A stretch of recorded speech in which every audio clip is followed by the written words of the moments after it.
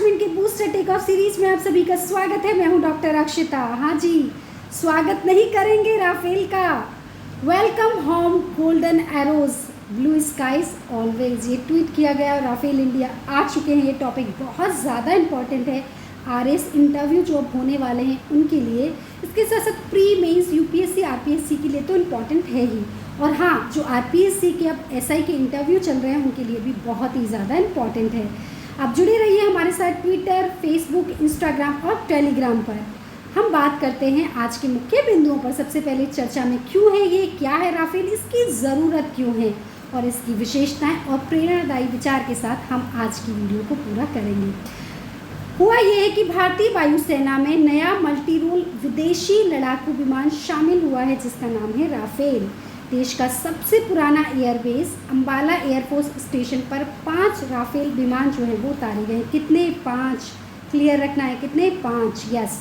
विमान ने फ्रांसीसी बंदरगाह शहर बोर्ड में मिरेने एयरबेस से उड़ान भरी। कहाँ से भरी? मिरेने एयरबेस से। और 29 जुलाई यानी परसों जो है अंबाला एयरबेस पहुंचने से पहले एयर टू एयर ईंधन भरने और संयुक्त अरब अमीरात में एकल स्टॉप के साथ लगभग 7000 किलोमीटर की दूरी पूरी करने के बाद ये जो है वो पहुँचे। कहाँ पर? अंबाला। अंबाला कहाँ पर है? हरियाणा में है। यस।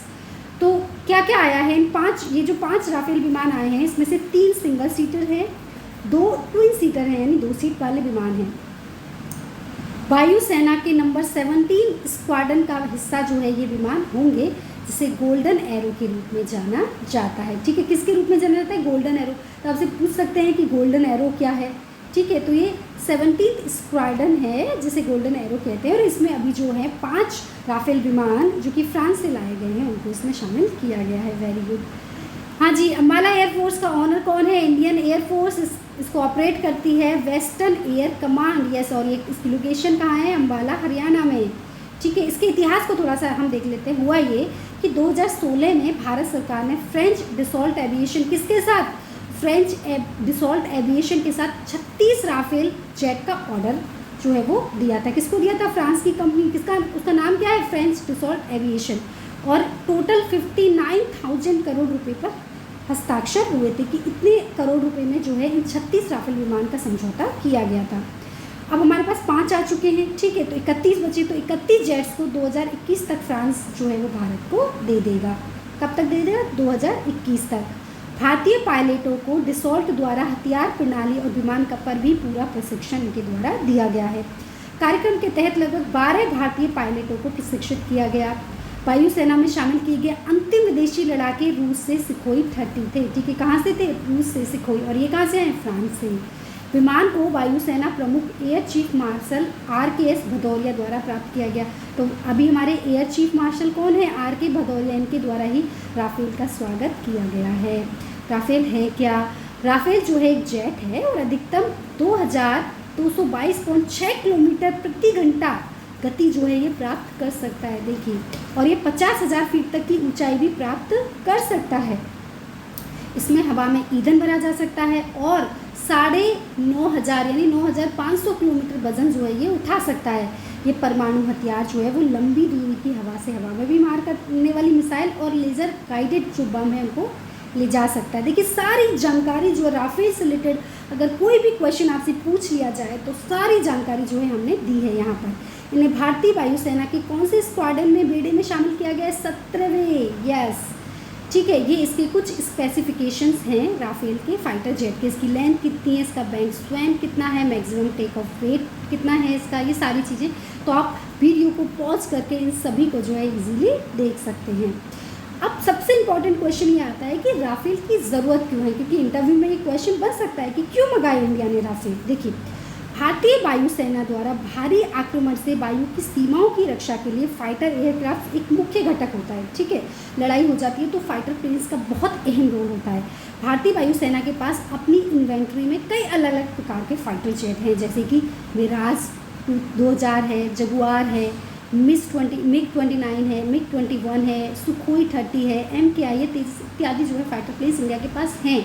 लेकिन लड़ाकू विमान में क्या खास है, क्योंकि क्वेश्चन आपसे ऐसे भी पूछा जा सकता है। देखिए, राफेल लड़ाकू विमान दुनिया के सबसे बेहतरीन लड़ाकू विमानों में से हैं, क्योंकि ये एक ही उड़ान में कई मिशन पूरा कर सकते हैं। MiG-21 और MiG-27 जो हैं वर्ष 2018 में क्या कर दिया गया, तो पुराने इन्हें घोषित कर दिया गया।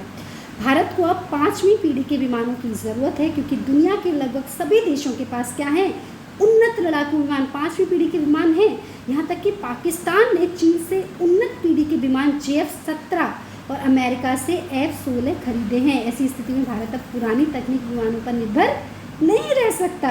यस, भारत ने आखिरी बार 1996 में सुखोई 30 के रूप में एक लड़ाकू विमान खरीदा था। कहाँ से? रूस से। यस, इसलिए भारत को जल्द ही नई पीढ़ी के विमानों को वायुसेना में शामिल करना होगा और भारत को राफेल जैसे अत्याधुनिक लड़ाकू विमानों की सख्त ज़रूरत है। जहाँ चीन को लेकर इतना मतलब हमारा जो है कहना चाहिए कि तनाव बना हुआ है, पाकिस्तान को लेकर तनाव बना हुआ है, ऐसी स्थिति में राफेल जो है एक बहुत ही महत्वपूर्ण भूमिका निभाने में क्या करेगा, भारत की मदद करेगा। अच्छा, राफेल की विशेषताएं क्या हैं? देखिए, राफेल लड़ाकू जेट फ्रांस के डसॉल्ट एविएशन द्वारा निर्मित एक मल्टी रोल लड़ाकू विमान है, यानी बहुत साथ एक बार में कई सारे मिशन जो है वो पूरा कर सकता है। ठीक है, पहले राफेल ए श्रेणी के विमान ने जुलाई 1986 को उड़ान भरी थी, जबकि राफेल सी श्रेणी के विमानों ने 19 मई 1991 को उड़ान भरी थी। इस विमान की 165 इकाइयाँ वर्ष 1986 से 2018 के बीच बनाई गई थी। ठीक है, राफेल और क्या है, ये अपने राफेल का थोड़ा सा इतिहास देख लिया। उसके बाद राफेल एक सीट और डबल सीट पर उपलब्ध है और A, B, C और M श्रेणियों में डबल इंजन भी होता है इसमें। ठीक है, यानी एक इंजन यदि खराब हो जाए तो आप दूसरे इंजन से क्या कर सकते हैं, लड़ाकू विमानों को उड़ा सकते हैं। राफेल बेहद कम ऊंचाई पर उड़ान भरने के साथ साथ हवा से हवा में मार करने वाली मिसाइलों को फायर कर सकता है, जो हवा से ज़मीन पर हमले वाले परमाणु हमला करने में भी क्या है, सक्षम है। ठीक है, तो समझ पाए कितना इंपॉर्टेंट है भारत के लिए। इसके साथ साथ इस विमान में ऑक्सीजन उत्पादन प्रणाली भी है और तरल ऑक्सीजन को भरने की इसमें कोई आवश्यकता नहीं होती, क्योंकि आपको पता है जितना आप ऊंचाई पर जाते हैं तो ऑक्सीजन की मात्रा क्या होती जाती है, कम होती जाती है। यस, तो ये बहुत ही अच्छा फीचर जो है राफेल में हमें प्राप्त होगा। विमान वास्तविक समय में दुश्मन की स्थिति का पता लगाने के साथ इलेक्ट्रॉनिक स्कैनिंग रडार के साथ 3D मैपिंग भी करता है। ये 3D मैपिंग भी कर सकता है कि कहाँ है, क्या है, एग्जैक्ट जो निशाना है इन लड़ाकू विमानों से, राफेल से जो है वो किया जा सकता है। ये समय के सभी बेहतरों में दीर्घकालिक खतरे का पता लगा सकता है और नज़दीकी मुकाबले के दौरान एक साथ कई लक्ष्यों की निगरानी भी कर सकता है। ये ज़मीन के अलावा विमान के ठिकानों और विमान वाहक से उड़ान भरने में भी सक्षम है। तो आप समझ पाइए कितना इंपॉर्टेंट है भारत के लिए। तो मैं उम्मीद करती हूँ कि आज का टॉपिक आपको बहुत अच्छे से समझ में आया होगा। तो आज के एक प्रेरणादायी विचार के साथ इसे पूरा करते हैं।